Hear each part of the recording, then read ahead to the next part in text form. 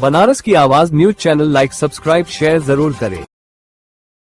मेरा नाम है मकबूल अहमद और आप देखना शुरू कर चुके हैं बनारस की आवाज न्यूज चैनल।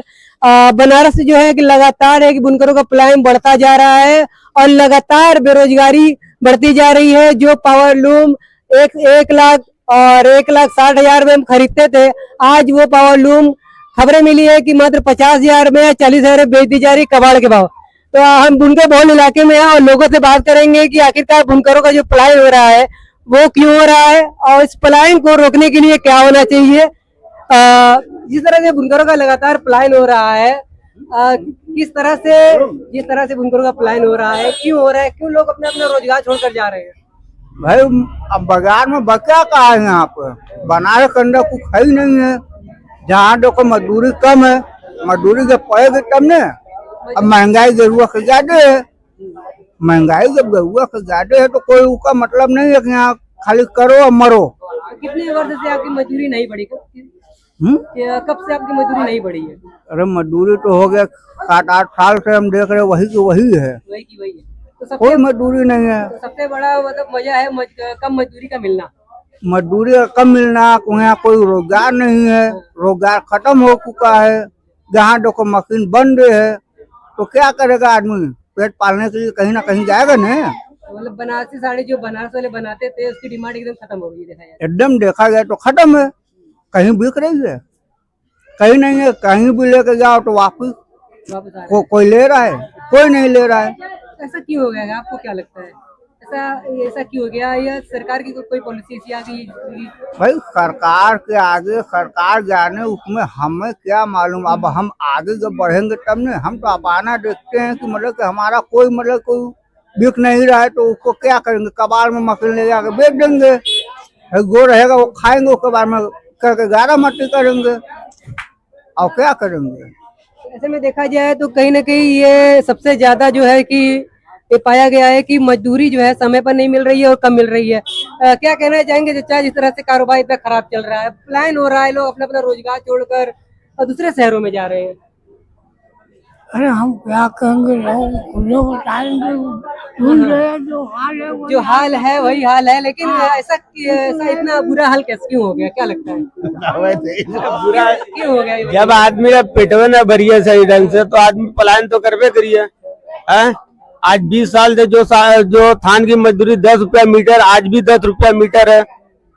आज भी 10 रुपया है ने। तेल कितना महंगा हो गया, आटा कितना महंगा हो गया, मकान टैक्स सब बढ़ गया, पानी का टैक्स बढ़ गया। आदमी करेगा क्या? या आत्महत्या करेगा या कहीं बाहर जाएगा पेट पालने के लिए, और क्या। कम मजदूरी में काम क्यों करता है? भाई उसकी कोई मजबूरी होगी, उसकी मजबूरी है तबे ने इतना भारी घर द्वार। अब आदमी लूम लगाया है कोई मजदूर आके तो वो क्या करेगा, मजबूरी में वो करता है। 4 बच्चे हैं, चारों को बुनकर में घसीट दिए तो वो करेगा क्या? उसको खाने के लिए चाहिए तो।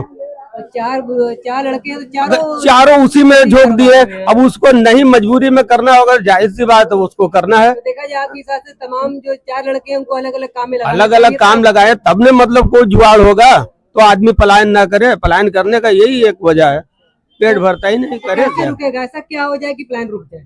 अब भाई मजदूरी जब बढ़ेगी तभी न कुछ आदमी का आसाइज होगा। अभी लोग आ जाएंगे। ठीक है ना। तो जिस तरह से आपने कहा कि मजदूरी जब बढ़ेगी तो जिस तरह से आपने कहा कि मजदूरी बढ़ेगी सही हो जाएगा। क्या है ना, अब देखिए यहाँ क्या रेगुलर काम नहीं है। ठीक है, मैं रहता हूँ बेंगलोर, वहाँ पे रेगुलर काम है, अतवार टू अतवार पैसा। ये बनारस में आप जैसे टानी कट गई, कल पैसा ले लो, परसों ले लो, चेक बाउंस हो गया, अकाउंट में पैसा नहीं है, यहाँ ये ज्यादा समस्या। और उसके बाद एक टानी देंगे तो एक टानी हर्जा कराएंगे। एक टानी 300 मीटर दिए, 300 मीटर चलाने में 1 महीना जैसे लग गया। उसके बाद 15 दिन आपको बैठाने के बाद टानी देंगे, 10 दिन बाद बाना देंगे। यहाँ यही सबसे बड़ा समस्या, रेगुलर काम नहीं है। अगर रेगुलर यहाँ काम रहे तो आज बनारस छोड़ के कोई नहीं जाएगा, क्योंकि ये बनारस शहर ऐसा है, पूरे हिंदुस्तान में कहीं ऐसा नहीं है शहर। क्योंकि बाहर जाओगे भाड़ा देकर रहना है, रूम लोगे भाड़ा देकर रहना। यहाँ पे तो अपना खुद का मकान, पानी खरीद के नहीं पीना है। आप बाहर जाइए, हगने का, मुटने का, पीने का पानी खरीद के पीना है। यहाँ पे तो ऐसा तो है नहीं ना भाई। तो इसीलिए लोग पलायन कर रहे हैं, यहाँ रेगुलर काम नहीं है। रेगुलर काम ना होने की वजह से वो लोग प्लान कर रहे हैं। और लोगों से बात करेंगे कि आगे का ये प्लान रुकेगा कैसे, क्या लगता है इच्छा? कब तक क्या कहना चाहेंगे आप? अरे 9 साल से साहब जो है तो बेंगलोर रह रहे हैं, ये रोजी रोटी के चक्कर में जो है यहाँ पे कुछ कारोबार है ही नहीं है। और इस मोहल्ले से कम 20% लोग जो है चले गए, 20% चले गए हैं। और अभी बराबर जो है जा रहे हैं और कोई रुक नहीं रहा है। ये 9 साल से ये लड़का जो है तो जा रहा है परिवार छोड़कर, वहाँ जाना वहाँ जाना देखिए साल भर के बाद आया है। ऐसे में ये बराबर मतीन साहब ने लगातार जो नुक्कड़ सभाएं हुई है और लगातार जो है कि जो पलायन है वो बढ़ता जा रहा है। और जनता में जो आक्रोश देख रहे हैं कि मजदूरी भी कम है, मजदूरी समय पर नहीं मिल रही, रोजगार नहीं मिल रहा है। इसकी वजह जो है, वजह यह है कि हम मजदूर हैं और इस देश में बहुत तरह के मजदूर लोग हैं। तो हम तमाम तरह के मजदूरों को देख रहे हैं कि वो आंदोलन करते हैं, जहाँ का वो काम करते हैं उनका मालिक कहता है कि आंदोलन करोगे तो वो नौकरी से निकाल देंगे, लेकिन उसके बावजूद भी वो आंदोलन करते हैं। महाराष्ट्र के कोल्हापुर का एक जिला है कोल्हापुर, वहाँ कस्बा इचलकरंजी, उस जगह पे पावर लूम बहुत जो है ज्यादा चलती है। वहाँ भी मजदूरी का मामला यही था, लेकिन वहाँ के जो पावर लूम चलाने वाले मजदूर थे, बुनकर थे, उन लोगों ने अपने हक के लिए 40 दिन लगातार हड़ताल की कि जब तक मजदूरी हमारी नहीं बढ़ेगी तब तक हम लोग मशीन को हाथ नहीं लगाएंगे। तो क्या बनारस के लोगों को भी अब हड़ताल करने की या एकजुट होने की जरूरत है? हाँ, जरूरत है। पहले बात तो यह है कि हम लोगों को अपने आप को किसके ऊपर हम विश्वास करें। हमें तो लग रहा है कि कोई विश्वास लायक है ही नहीं बनारस के अंदर, इसलिए कि पिछले दिनों बहुत सारी बातें हुई थी नेशनल इंटर कॉलेज में, बुनकर कॉलोनी में। खास तौर से ये बहुत ज्यादा दिन की बात नहीं है। जिनको हम अपना नुमाइंदा समझते हैं, जो हमारी नुमाइंदगी करते हैं, जिनको हम वोट देते हैं, विधायक है, MP हैं, इन सारे लोगों ने बताते खुद ना आकर के अपना लोगों ने अपना प्रतिनिधि भेजा। हमारे सामाजिक 14 के, 5 के, 12 के, 32 के, 34 के, जितना भी हमारा जो सेंटर है सरदारगी का, वो सारे लोग इकट्ठा हो करके भी इन लोगों ने वादा किया यही नेशनल इंटर कॉलेज में कि मजदूरों की बात होगी। लेकिन नेशनल इंटर कॉलेज में जो प्रोग्राम हुआ था वो व्यापारियों का प्रोग्राम था, वो एक्साइज ड्यूटी का मामला था। सरकार ने 25% एक्साइज ड्यूटी लगाई थी, तो यहाँ के व्यापारियों ने, जो हम मजदूरी करते हैं, उस एक्साइज ड्यूटी को हमारी भी समस्या बता करके और एक माहौल बना करके नेशनल इंटर कॉलेज को भर दिया गया। लेकिन जो मजदूरी का आंदोलन कर रहे थे वो साथी भी हमारे थे बाहर। हम लोगों ने भी कहा कि आप व्यापारियों के साथ तो आके मंच पर बैठ गए हो, लेकिन हम मजदूर आज इतने दिन से मेहनत कर रहे हैं, आपके पास भी गए, लेकिन आपने हमें कभी आश्वासन भी नहीं दिया और आप व्यापारी के मंच पे आप विराजमान हो गए हो।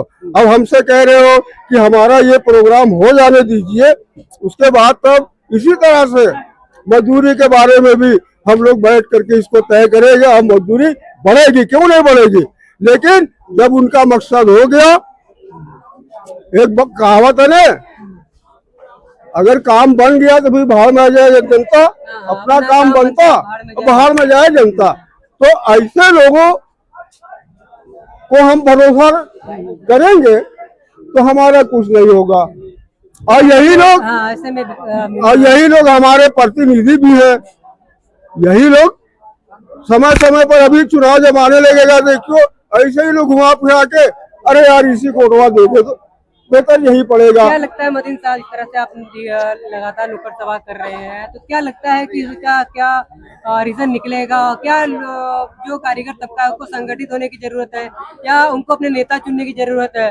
उनको अपना नेता चुनने की जरूरत है और अपने बीच में से ही नेता चुनने की जरूरत है। एक बात समझ लीजिए, जो दूसरे मजदूर आंदोलन करते हैं उनका नेता उन्हीं में से रहता है, उन्हीं में से उनका नेता रहता है।